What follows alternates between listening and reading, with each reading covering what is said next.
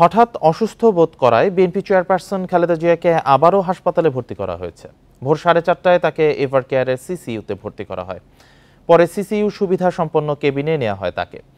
খালেদা জিয়ার ব্যক্তিগত চিকিৎসক ডাক্তার এজেডএম জাহিদ হোসেন জানান, হঠাৎ শারীরিক দুর্বলতা অনুভব করায় খালেদা জিয়াকে হাসপাতালে নেওয়া হয়েছে। এখন জন্ম সনদ দিয়ে খোলো বিকাশ স্টুডেন্ট অ্যাকাউন্ট, নিজের বিকাশ নিজে কর। তার শরীরে রক্তের প্রয়োজন বলেও জানান তিনি।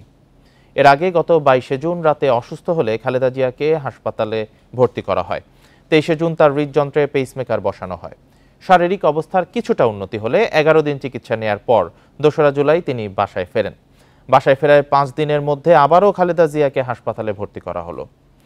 79 বছর বয়সী খালেদা জিয়া আর্থ্রাইটিস, হৃদরোগ, ফুসফুস, লিভার, কিডনি, ডায়াবেটিস সহ বিভিন্ন জটিলতায় ভুগছেন।